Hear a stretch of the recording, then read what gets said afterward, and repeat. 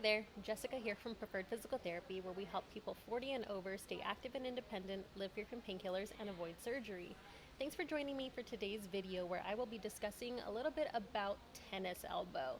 So if you've done a quick Google search on what tennis elbow is, you are probably having some pain in your elbow and have heard the term before. So I want to start off with the name tennis elbow. The name tennis elbow is a little bit misconstruing the situation because it's not only tennis players that can get tennis elbow. Tennis elbow is something that happens more often than not with repetitive use. It is considered a repetitive use injury.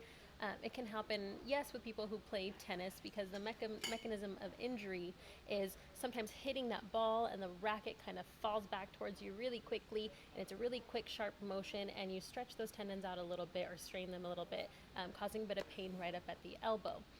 If you've ever heard of golfer's elbow, which I believe one of my coworkers did a video on in the previous weeks, you'll know that golfer's elbow is on the inside of the elbow, but tennis elbow is actually on the outside. So if you have pain right over that pointy part in your elbow here, it's usually associated with that tennis elbow. So what tennis elbow is a tendonitis. Tendonitis is inflammation of a tendon, injury to a tendon that results in sometimes a chronic pain, something that will grow if it keeps going on with time. If you don't get it taken care of, that pain can increase considerably if you don't get it taken care of early.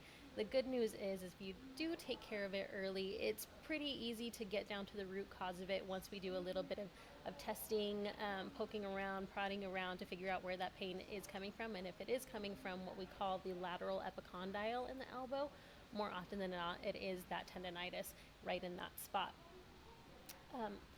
So like I said, it can happen often in tennis just because of the way you're swinging that racket, but don't let that name mislead you.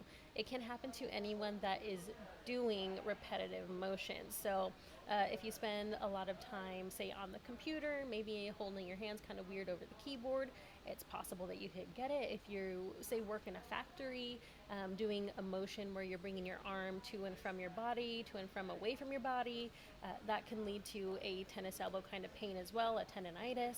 Anything that you're doing, like mail sorting, any kind of motion that's over and over throughout the day, usually associated with either your activities, sporting activities, or work activities, can cause that to occur. So in physical therapy, we see this a lot because it does tend to be a chronic issue. The thing is, if you get it taken care of early with the stretches and the strengthening exercises, getting down to the root cause of what is causing that tendonitis, you can cut it off early. You can treat it that first time, or maybe you've been dealing with it for a little while. You can treat it earlier, and then you have the tools to continue treating it on your own if you ever get a flare up. Because let's be real, we don't like to let these little pains that we have in our body stop us from doing what we want to do. If you're a tennis player, you're going to get it treated and you're probably going to go back to playing tennis. And if you have some sort of injury again, you know how to take care of it on your own before it gets too bad. The trick is getting into physical therapy early, where you can learn the stretches and the strengthening you need to take care of it. If you found this information in this video helpful, share it with someone that you know that might be having a little bit of elbow pain. Maybe they have a little bit of tendonitis going on. Send them over our other videos from this month of September, where we covered a lot more about the elbow as well. Or you can hop over to our YouTube page, where we have videos not only about the elbow, but all sorts of body parts that may be interesting to someone you know, or even yourself if you're having pain in other areas.